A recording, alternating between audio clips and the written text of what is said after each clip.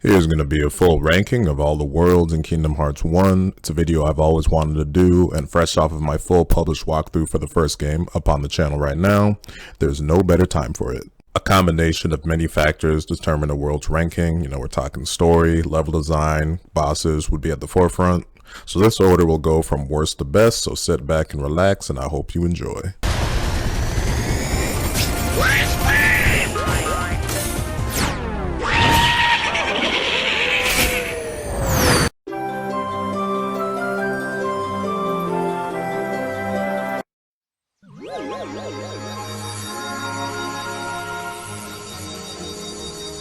I like the idea of 100 Acre Wood. A cozy, cute world separate from the darkness war happening on the outside. The problem is that it's a minigame world, and the minigames f***ing suck. They're just awful. Pooh swings, blocking Tigger from jumping on carrots, swatting honeybees. The only minigame that I found to be mildly tolerable was the one in Tigger's bouncing place. I also thought Pooh was kind of a dick in this game. You do all this stuff for him in the world, and he never says thank you. Even at the end, when you think he's going to give some heartfelt message, he just says, "Oh, well, I'm just thinking about, what to think about."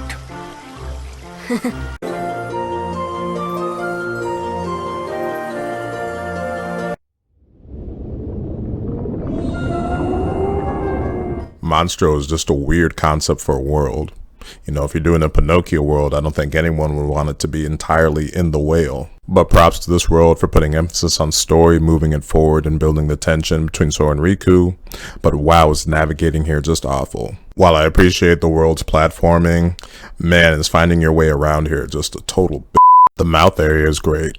But after that, every room looks like a gelatinous jelly mess.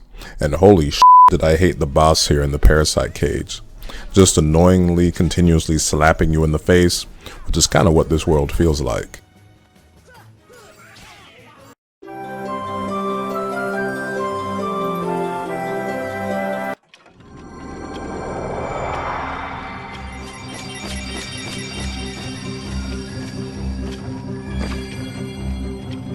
Wonderland has the distinction of being the first Disney World showcase in the series, and obviously the first that Sora ever visited.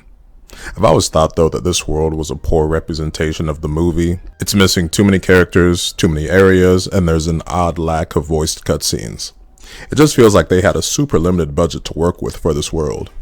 And Trickmaster has gotta be the most annoying boss to deal with in this game. Had it not been for this world's contribution to the Princess of Hearts storyline and some cool stuff done with the Bazaar Room, this world would have been a complete disaster. Off with her head! No, no! Oh, please!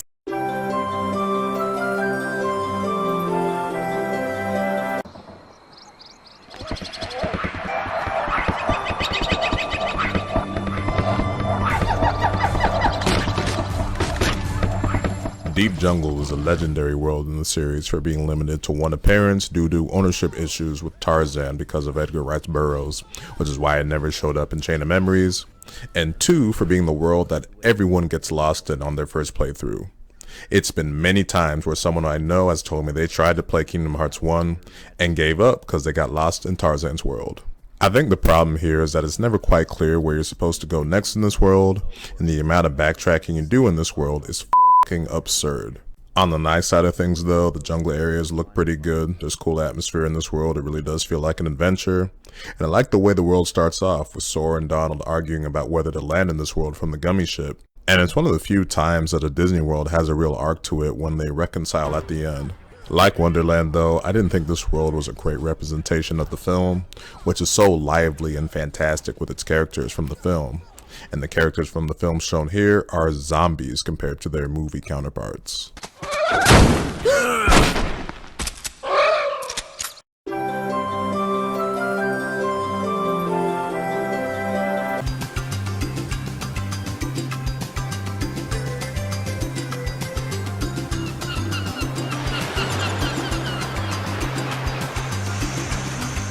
Destiny Islands was your opening world in the game if you don't count the Station of Awakening, which I don't. It has great atmosphere, helped by the music and living up to being an area where kids come to have fun. And it also has a great turn when it becomes nightmarish when an endless amount of shadows come in. But due to this world's limited amount of areas and in the grand scheme of things, time spent here, I could only have it so high. Sora, dinner's ready. Come on down. Sora?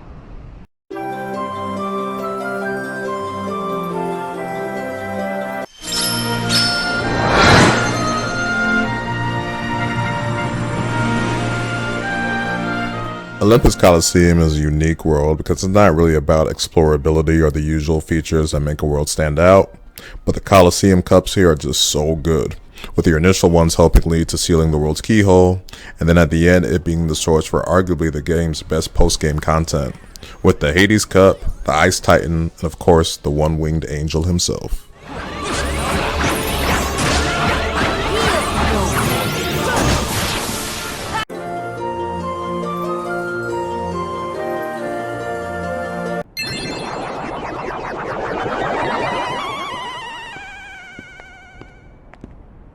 Compared to the first 3 Disney Worlds that you visit, Agrabah was the first one where it felt like nothing was really missing when it came to representing the film, when it came to the characters and the areas. It was also the first Disney World where things really got to start cooking story-wise, when it came to further progression of the Princess of Heart storyline and dealing with someone in Maleficent's Council of Villains in Jafar. My only major complaint was how it really sidelined Jasmine. She got really done dirty in this game.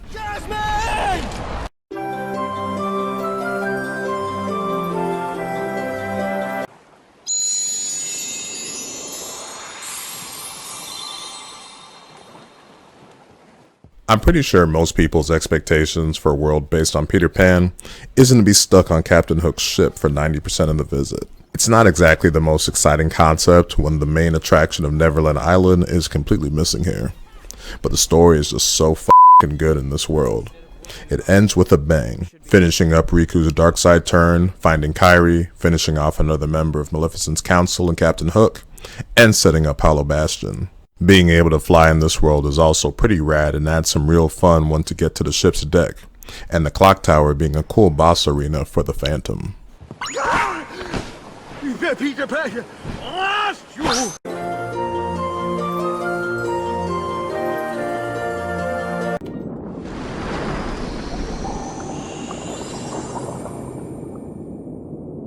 Many were probably expecting Atlantica to come a lot sooner in this ranking, but I've just never come close to having the same level of hate that most Cage fans do for this world. Most of the hate reserved for this world is because of the gameplay, because of the underwater controls, but I've honestly never found it to be that bad or clunky. If you're fighting underwater, it definitely should feel different from your normal gameplay. But the only time I really didn't like the controls was when it came to the giant Ursula boss. That's just a really chaotic boss battle that gets more frustrating times 10 because of the underwater controls. Gameplay wise though, I think the level design worked in this world's favor. I love how all these caves and caverns connect to each other and the world doesn't rely on backtracking like Deep Jungle does. But the thing that I've always loved about this world was the story. It has a great Cage spin on the Little Mermaid story, Ursula feeding into Ariel's desire to see other worlds, and Triton's rant about the legacy of the Keyblade, teasing lore that was years away from being revealed to fans at any point, led to a world that doesn't deserve to get near the amount of hate it's gotten from fans over the years. It's okay.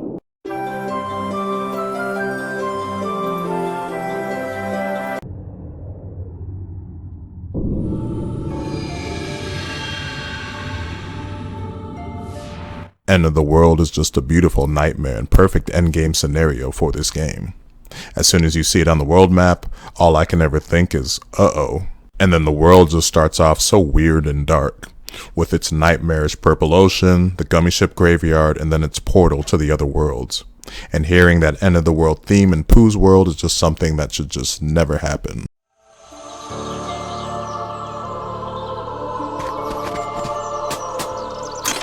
Love the inclusion of Chernobog here. He's right at home in this world. And that final Heartless ambush can be pretty tough if you're not over leveled. All of this leads to a great final boss gauntlet with Ansem that's worthy of a game as epic as this. Not sure why he needed to take off his shirt though. Darkness conquers all worlds!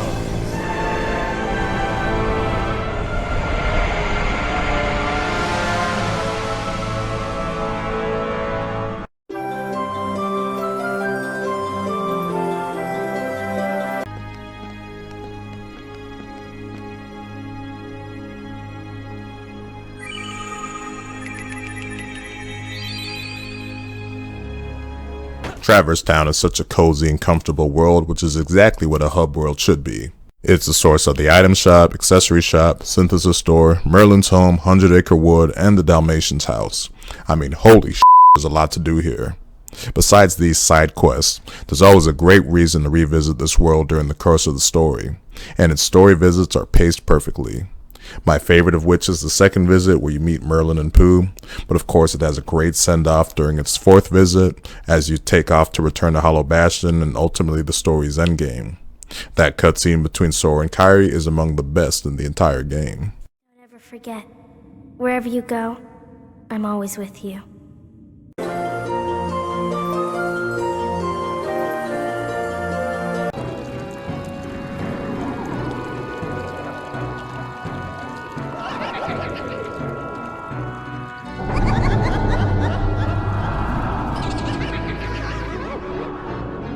I still think Nightmare Before Christmas is a pretty oddball choice for a world in Kingdom Hearts, but wow did they make it into a fun world for this game, and that's despite the world not having the film's Christmas element. I actually think the story here is one of the lesser examples of KH1 Disney Worlds tying into the game's main plot, but it's still a good story on its own. But the aesthetic, level design, and costumes for Sora, Donald, and Goofy are superb and perfectly in line with the stop-motion classic. And how could you just not love that spooky Halloween atmosphere? Probably the coolest area in all of the game is Oogie's Manor. It's pretty spectacular to explore, with my only negative for the world being how it's completely gone after finishing the story. But they definitely got creative with the boss battles here, and they perfectly fit Oogie Boogie's character and how he does things. Nobody disrespects me! Nobody!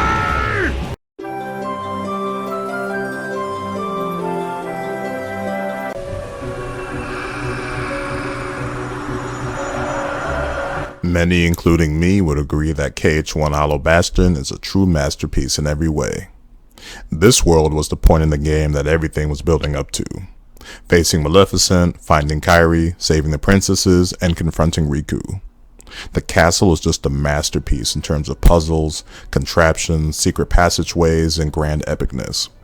There's really been nothing like it in any other KH game. I would love to see a future version of Hollow Bastion in a Kingdom Hearts game that incorporates the version of the world that we've seen in this game, KH2, and Birth by Sleep, because the world feels pretty different in all the games.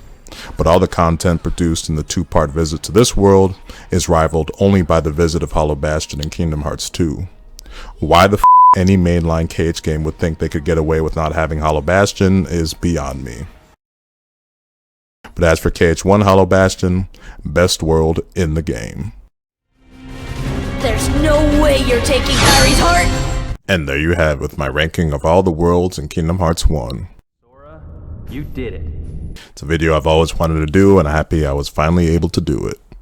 While my thoughts on all the worlds vary, they all play a role in making Kingdom Hearts 1 the masterpiece that it is. So that'll do it for this ranking of all the worlds in Kingdom Hearts 1. If you made it to the end of this video, thank you for watching.